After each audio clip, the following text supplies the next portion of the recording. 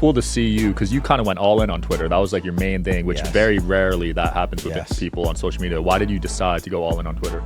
You know, I had seen what MrBeast had done on YouTube, and I said, wow, if we could do something like what MrBeast has done on YouTube, but on Twitter, that would be amazing. And the next thing you know, the President of the United States retweeted me. The thing blew up out of nowhere. We started giving away millions of dollars of my own money on Twitter. Wow. And the thing just went completely viral. Wherever you guys are watching this show, I would truly appreciate it if you follow or subscribe. It helps a lot with the algorithm. It helps us get bigger and better guests, and it helps us grow the team. Truly means a lot. Thank you guys for supporting, and here's the episode. Ladies and gentlemen, the man, the myth, the legend, Bill Pulte here today, coming off a hot interview with Vivek, 2 million views. Big one. Yeah, I think we're at 2.4 million views in 48 hours. Dang, so. And that's just on Twitter. That's just on Twitter. Wow. Yeah, so Twitter's really pushing long form now. They really are. And I think it's something with the algorithms where, you know, if you post videos on Twitter and you keep, you know, getting at it, it just seems, you know, in the olden days, it was mostly like retweets would be the big algorithm thing. Yeah. These days, it seems to be videos.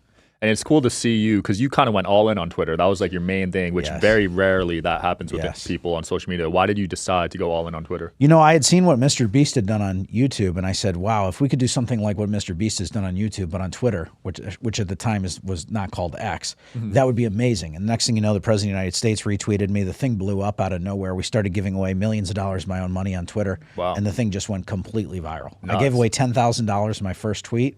And I got like 5,000 likes, which was a ton. Still a ton of likes. Yeah. But I was like, wow, we're really onto something. That's what birthed Twitter Philanthropy. Interesting. Which president retweeted you? Trump. Oh, nice. Yeah. What was the tweet? It was, if at real Donald Trump will retweet this, I will give a veteran a free car. Interesting. And so he replied back and he said, thank you, Bill. I love our veterans, or something like that. I wonder if it was him or like his PR girl. Yeah, it was a crazy story. So I was sitting in northern Michigan, believe it or not. I was having I think it was a Coors Light or a Bud Light. Yeah. And I was sitting there and I said, you know, I'm just going to pump out this tweet. I have no idea if he'll see it. Long story short, I understood that his social media guy saw it, and obviously the president saw it. And I think he himself was the one who I said, you know, do it, because it was totally unconventional. I mean, why would a president ever retweet something like that? But leave it to Trump to do it, and he did it, and that, you know, that really helped propel me big time. I mean, I went from 10,000 followers to 30,000, and now we're at 3.1 million. Damn, and you've had Elon retweet some of your stuff too, right? I've had him like a bunch of stuff. I know that he's familiar with it. And hopefully we'll do more. I mean, we're a great thing for the platform. There's so much negativity on X, so much negativity on Twitter, that at least when we give away money, or when we raise money for cancer patients, or when we raise money for all kinds of these other things we're doing in a viral way, it's very good for the platform. I'm glad you said that, because in my opinion, Twitter is the most negative platform, actually. Absolutely. And it feeds. But I'll tell you this, MrBeast, I think, really figured something out with YouTube where, you know, positivity, people like positivity. And so we try to bring positivity to Twitter. And yeah. Yeah, because you've given away millions. I mean, no one with your financial status usually just does that randomly, you know? Yeah, I've given away millions of dollars, and people thought initially it was a scam, and now it's like the hot thing to give away money on Twitter. Now everybody's doing it these days. Well, most of them are scams on there. Most of them are scams, yeah, and you got to be very careful. But yeah, it's kind of blown up. So that Vivek interview, did that change any of your opinions on him? I really respected Vivek. I think, you know, meeting him in person, I was really struck by him. You know, when you meet Trump or you meet some of these other guys, I always take one thing away from him. And the one thing that I learned from him was he was just so dynamic. When you heard him, you could just hear in his voice that he truly is excited about what he's doing. And people are so sick, I think, of just these boring, old, lazy senators who are 60, 70 years old, and he just brings youth. So I'm incredibly bullish on our country thanks to guys like him. Yeah, he got me pretty pumped. I was not really into politics before him, to be honest, and he got me kind of interested in it. Yeah, he was very cool. You know, he's like, you know, he text messages, he DMs, he tweets. These are things that a lot of people of his stature don't really do. I mean, I'm sure Trump DMs and texts and stuff, but he's really taken advantage of the whole influencer circle and kind of, in my opinion, hijacked it and done it in a beautiful way that I don't think any candidate's ever done. I mean, he's got all these influencers out there doing his bidding all the time. Brilliant marketing strategy. When he dropped out, I was actually surprised. Yeah, me too. But I think at the same time, he knew he was going to get clobbered, right? So, you know, better to be friendly with Trump if you're going to be on that side of the aisle. Yeah, but what he did for his budget was super impressive. Very impressive, yeah. Would you consider... He's very bright. Yeah. Would you consider interviewing people on the left, say if Biden wanted to come on your show? Absolutely, yeah. I've reached out to the Biden people, let them know that I talked to him, I talked to Trump. I was actually going to talk to Trump before the last election, and who knows, maybe I'll do him and we'll see. I don't know if I doubt Biden will do it, but we'll see. He went on Jay Shetty's, I think. Oh, he Did did? you see Biden that? did? Yeah, Biden No. did. Oh, And wow. I don't know, Kamala didn't, but yeah, he's been having on a lot of left people. They should do it. I mean, I think Vivek's brilliant for going on my thing. I mean, he accessed 2.4 million people. Half of them are probably Democrats that he never would have reached otherwise. And, you know, that's the future. So I think So your audience half Democrat? I think so. I Oh, think interesting. yeah. I thought you were all right. No. That is interesting because most people either have one kind of leaning towards. No, we're really focused on philanthropy. So we're helping people literally who are dying of cancer every day. We're helping people with insulin pumps who have diabetes, all these type of things. It's non-denominational from a party standpoint. And people love, you know, helping other people. I think it's just hard baked into our humanity to want to help other people. Right. In regards to the diabetes, I've seen this on social media. I don't know if it's true, but did they jack up the price of Insulin? the insulin? Oh, yeah, all kinds of crap. Yeah. And Mark Cuban, I think, has done a pretty good job with this cost plus thing and whatnot. But look, we're not a solution, but if we can get people to do micro donations instead of giving these heavily funded, heavily, you know, overheaded organizations, we can help a lot more people. Have you always been this giving even when you didn't have all this money and success? Not really. I mean, I always was told by my grandfather who happened to be a billionaire, and I was trained in business with him and learned a lot of what I knew in business from him, that, you know, to give was to receive, and that through giving you actually do yourself a really great service. And I always thought, oh, that sounds kind of tacky, you know, okay. You know, yeah, you hear a billionaire say that. But then once I started giving away my own money, especially on Twitter, and it really went viral in a certain way, to the point where I was able to attract people who were literally in real time dying of cancer, having diabetes. I mean, we saved an infant's life. I don't know if you saw this, but we tweeted at an insurance company. There was this infant that was dying from a rare disease, and she needed a medicine that the insurance company wasn't giving her. And we flooded the calls. We hired an attorney for her. Wow. We got the medicine for her. This is all because of Twitter philanthropy. Incredible. So, you know, that was an incredibly rewarding thing. And, you know, she credits, her mom credits, she's not old enough yet, but her mom credits me and my teammates, as I call them on Twitter, saving this girl's life. It wouldn't have happened without Twitter philanthropy. Amazing. So I do it selfishly to help myself, but it just happens to help other people too. Wow, that's cool. I was going through your Twitter. You've been tweeting at this guy, Ryan Marshall. Yes. What is going on there? He's a problem. You know, he's a CEO of a Fortune 500 company, our family's company, family's legacy company, and he's gotten in there. And unfortunately, we had to remove his old boss. Who knows what we're going to have to do with this guy? But basically, Ryan Marshall's right-hand guy was running all these. This is a big CEO of a Fortune 500 company. Yeah. Was running all these Twitter bots to come after me because he's afraid that basically they're afraid, in my opinion, that I'm going to come back into the company. It's a $20 billion company. I was on the board of it and very You got kicked out? influential in it, essentially by Marshall. Oh. And what's funny about it is that I was kind of willing to go on my way. My grandfather had passed away. It was our family legacy business. I was minding my own business. Yeah. And all of a sudden I see these Twitter bot accounts coming up out of nowhere with this old guy tweeting at me about stuff that only one would know if they were on the board of the company. Or this like young Asian lady who was tweeting stuff that you would only know if you were a board member of this Fortune 500 company. I said, this stuff doesn't make sense. So I hired a bunch of forensic guys, and we found out that it was the right-hand guy to Ryan Marshall. He was running a whole op against me. So I'm telling you, this whole corporate world is about to undergo, in my opinion, a completely overhaul because of technology. And you'd be amazed what some of these executives are getting away with. And I'm very big, as you know, into retail stocks and stuff like that, the GameStop community and all these things. I'm very involved in that. And I think that we're going to cover more waste, you know, and abuse and corporate fraud. And that's why I was so interested in Vivek, is because, you know, in our own family company, you see what the managerial class can do. Why should a CEO who's essentially not doing anything other than maybe supporting this guy who's doing these bots, making $16 million a year? I mean, it's absolutely insane. $50,000 a day. That's nuts. And a lot of these top CEOs are making salaries like that, right? Oh, yeah. They're making money, and they just sit there and they collect coupons. They don't give a if the company goes up or down. They just, all they want to do is put money in their pocket. And then they use the shareholder funds to try to get, you know, to protect themselves. It's in my opinion, it's a scam. Yeah, I had James O'Keefe on actually. Oh, nice. Who exposes these companies, and that was super interesting. I had no idea all that stuff was going on, man. Yeah. I met James. He's pretty influential and pretty impressive too with what he can do. Did you see his recent thing? Oh, the gay guy. He pretended to be a gay guy on a gay date or something like that. Yeah. I mean, that guy's running our security. That's a joke. Yeah. That's actually disturbing. Exactly. I mean, we got to expose this stuff. So yeah. Yeah, there's a movement, I think, for the truth. Yes. You know what I mean? I think Elon kind of started it, and Trump kind of were the forefront of it, and now more and more people are speaking up. I agree. Yeah, I mean, like Elon, you know, obviously he's going after Disney too with some of the stuff. I don't know if you've seen recent days. He's funding lawsuits and stuff, and obviously we're having to deal with some of these executives at our family's old company. So it seems to be kind of that time where technology is really going to start to take over, and I think it's great for the progress of the world. Yeah, Disney just bought Fortnite. I was actually really upset when I saw that. Why? I play Fortnite, and I just feel like there's a lot of, I don't know how to explain it, but they have this programming almost. You know what I mean? Yeah. With their, especially their newer movies, man. Yeah. I don't watch them anymore. Yeah, it's crazy. Yeah, I they're mean, I destroying wouldn't. these companies. Yeah, I wouldn't let my kids watch them either. Yeah, but Bob Iger, he doesn't really give a shit, right? I mean, I don't know him, but he probably just wants to fly in his jet somewhere and pocket money and, you know, think that he's the best thing in the world and pretend to run for president. I mean, these guys, they really, when they're these executives, they delude themselves into this, you know, this vision of themselves that is fake, in my opinion. There's so much corruption and it all comes down to money. And it's just like, wow, how much importance are these guys really placing on just being a little richer? It's like a drug. It's like a drug, and fame's a drug, and money's a drug. That's partially why I give away a lot of my money, is because it can really make you sick in the head. If you have too much. Yeah, and if you don't, it can actually make you sick in the head. Now, people would say, well, that's a good problem to have. It is a good problem to have. You can have the right doctors, you can have the right nurses, you can have the right access to medical treatment, so you like to be rich. But at the same time, you start to condition yourself with these things that are really nice. You know, so you start to, you know, if you fly in a private jet, then when you have to go wait in the TSA line, you start finding yourself complaining that you're traveling somewhere commercial or this kind of right.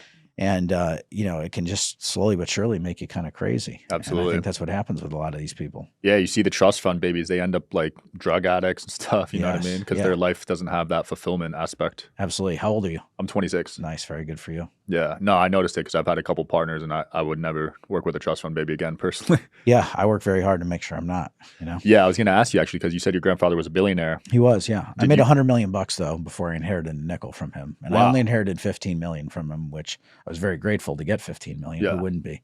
But I made $100 million by the time I was, you know, 30, frankly. Okay. Made $73 million by the time I was 27. Damn. On your own? No family investment? No, I mean, I had an initial investment, 500 grand in my first company, but I turned $500,000 into over 100 million myself. Wow. When I say done myself, it was obviously my team and whatnot, but we've had a lot of success with my firm. It's called Pulte Capital. And so we invest in all types of companies, mainly in the housing sector, which is what my family knows. So that's impressive, man. Because a lot of people, you know, they grow up in families with money. They don't have that drive. But it sounds like that didn't happen with you. Yeah, a lot of people say, you know, what are you doing? You could be on a beach somewhere or whatever. And other people call me a maniac, and that's fine. But I like being a maniac because, you know what? We're not really a maniac. We're just trying to make the world a better place and enjoy ourselves. And I'd go crazy if I sat on a beach somewhere. So it's better just to give away my money on Twitter. That's what I feel. They've done studies on retirement, how your brain ages way faster when you retire and you actually die quicker. Yes. You know, Trump's dad used to tell him, I think, to retire is to expire. And I believe that. So, yeah. His dad lived to what, 100? 93, I think. Yeah, something crazy. So, you know, I look at it and I say, okay, well, I got this money. I made a bunch of money as a young kid, and obviously my family had done well. It's like, what am I going to do? Just sit around and not do anything? Give away this money on Twitter. And, you know, we've raised millions of dollars. We raised $2.5 million for these Uvalde school shooting victims. I don't know if you saw that. No. Like 48 hours. Damn. Just on Twitter. So that stuff keeps you going. Yeah.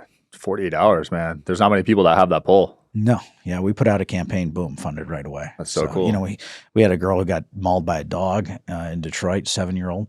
She was riding her bike. A dog came up, bit her, killed her. We raised money. We raised like $27,000 in like 2 hours for her funeral and stuff like that. So it's just, we just do these campaigns one off all day, every day. And it's what technology should be used for, not all this other. That's beautiful, man, because there's so many charities that I've donated to where it doesn't feel good at all. I don't know where the money's going to. They send in the mail every week to donate more. Yeah, it's a scam. Yeah, it's a lot of the time. Probably goes to payroll for the people at the charity. Absolutely. And then these payrolled charity people, sometimes they can turn into these fat cat executives as well.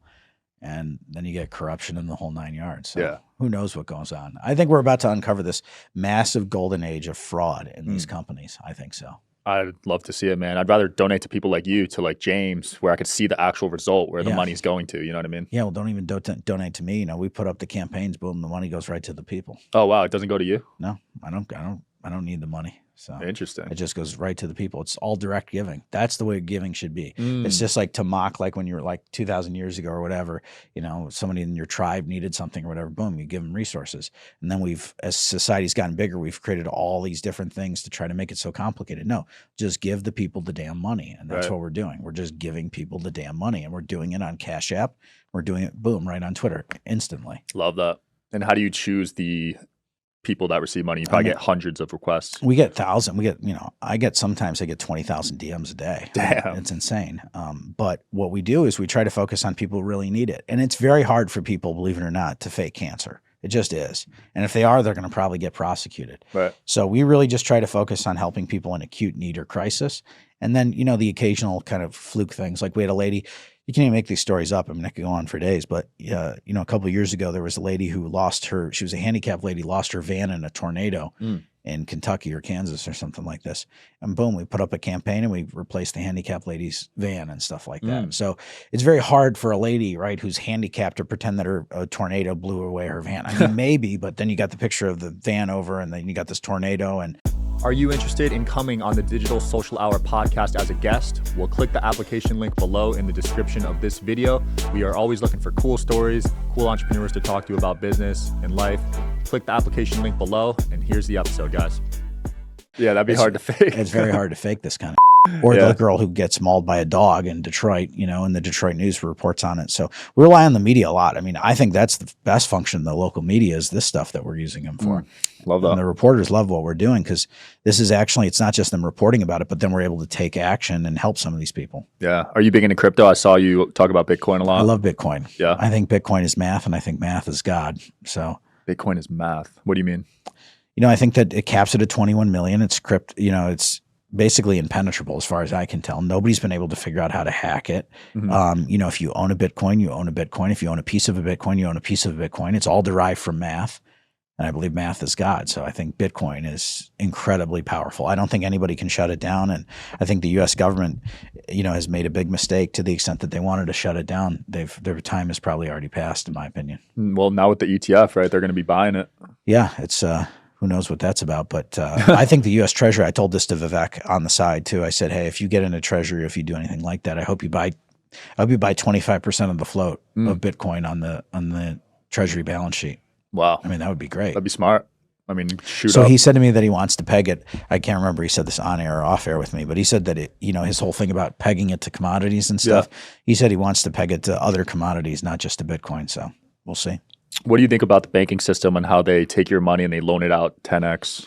I think that, you know, obviously that there needs to be caps and stuff like that. But I think a lot of what crypto could do, especially Bitcoin, is if it's all there mathematically laid out. I think the problem is when you don't have transparency. That's my big issue. My big issue with naked short selling, all these other things is there's no transparency in my opinion. And the transparency only benefits the rich and the famous. But if you're not transparent, you're some young guy and you want to, you know, go long something or whatever, it's like, you know, they want to know everything that you've ever traded. You don't even know anything about these big hedge funds until they blow up. Right. Yeah. They don't show you their track record. No. So I think there needs to be a major overhaul. And I think guys like Vivek, if we get some people in there who are young and hungry, they can, I think, expose this. Yeah. So. And now I'm seeing these big hedge funds are buying up all the real estate and manipulating the housing prices.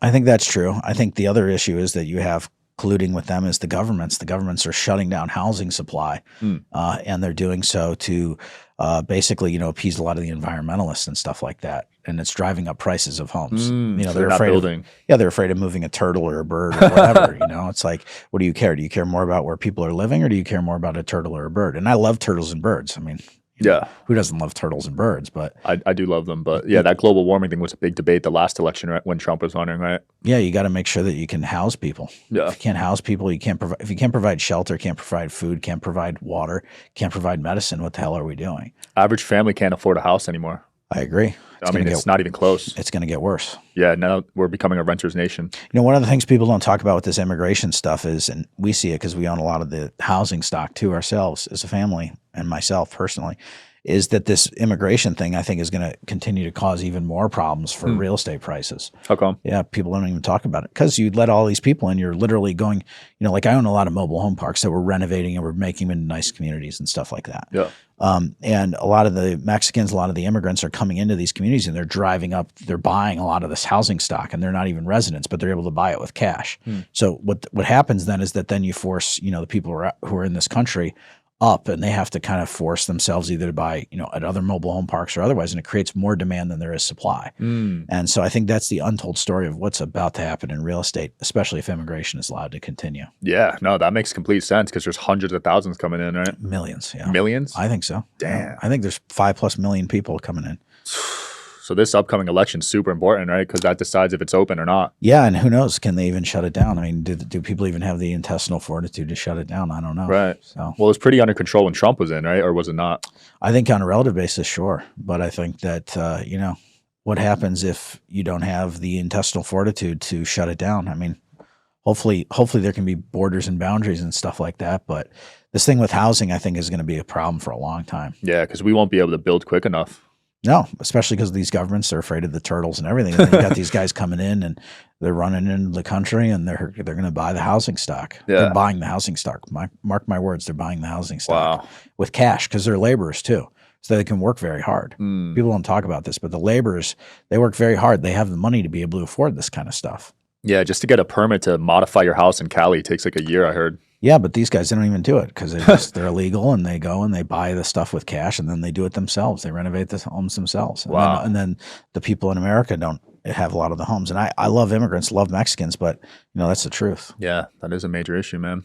What do you choose what to invest in with the fund? How much AUM do you have under? So I have about 130 million. It's all my own money for Wow. the most part. I do have a couple very, very small partners and, that number can fluctuate by the day depending on the price of the securities, but it's all my own money. And, we're invested in anything from, I said, mobile home parks to single family rentals, like you said, because these are good investments, but we're trying to do it in a way that, and we're looking at some rent to own things where we can give people who can't afford maybe a mortgage necessarily. So we're doing that. But I made most of my money, to answer your question, in air conditioning, believe it or not. Air conditioning? Yeah, air conditioning is where I made most of my money. How? I made over 80 million bucks just in air conditioning alone. Just like installing them in people's homes? Buying companies, growing them, and selling them in air conditioning. Wow. Okay. So the margins must be good on those units. They are good, but what we really specialize in is growing the businesses. So we go into like a market. We just bought a business here in Vegas, and we just bought into the business, and now it's up. It's up like 600% since we got involved. Damn, in a year? In a couple of years. So impressive. it's our playbook, right? So we get in there, we grow the hell out of it, and then assuming that it's a good, safe, sound business, we take it to market and sell it. And we've had a lot of success doing that. Nice. And that's an air conditioning business? That's an air conditioning, yeah. And I'd like to be worth a lot more money. And if I can be worth a lot more money, I can help a lot more people on Twitter and X and stuff like that. I'm very bullish on Twitter. I put $3 million into Twitter. I don't think I've released that before, but I put $3 million into it just to support Elon. Wow. And kind of what he was doing. And I think he's going to make it. I think it already is the most powerful platform in the world, but I think that it's going to be huge in 20 or 30 years, assuming Elon doesn't get killed. Yeah, that's a possibility. It's where the truth is, right? You can speak your mind there. It won't get banned. I get a post every day, it gets shadow banned or deleted off Instagram, off YouTube, off whatever. Yeah, they're committing slow motion YouTube and Instagram and these things. And I just got a strike for talking about autism. That's crazy. One of the brilliant doctor came on and talked about it. I got a strike. Yeah, it's crazy. I mean, it's disturbing. I can't even speak about it. Yeah, it's corruption. I mean, Twitter's the only one I feel like I can't even, maybe Kick and Rumble, but that's about it. Yeah. I just DM'd with the CEO of Rumble the other day. I'm looking forward to I'm going to interview him on Twitter. So that'll be interesting. But yeah, we need more CEOs like that who are committed to free speech and the truth. And why are these people so afraid of the truth? I don't understand it. They're part of it, right? Yep. Dana White talks about it. Yeah, he exposed the Peloton company. Did you see that? No, I didn't see that. I'll have to check it Yeah, out. so Peloton, I guess someone reached out to Dana because they were a sponsor of the UFC, and they said, I saw your post about you're voting for Trump. Oh, yeah. And delete he said, it. Go F yourself. Yeah. Yeah. That's So right. he just axed that whole deal. I mean, that's scary. If you have a podcast and your sponsors are telling you what to say, that's weird. Yeah, well, I got this Fortune 500 CEO trying to get a gag order on me, left, Really? right, night ways to Sunday. Jeez. Yeah, I mean, they're trying to shut me down however they can and going and threatening news organizations. So you probably haven't seen me tweet that, but that'll be a big story that'll come out at some point. These executives, they want to shut you down. Why does he hate you so much, though? I think he's threatened, and I don't know why he's threatened. I should be his best partner. I should be his best ally. I think it was the dumbest thing he ever did was kick me out of there. This is the Ryan Marshall Ryan guy. Marshall guy. And, these bots that his right-hand guy was running, you can't make this stuff up. I mean, this stuff's right out of a sitcom. Yeah. Wow. Do people even believe the bot posts, or it's obvious it is a bot?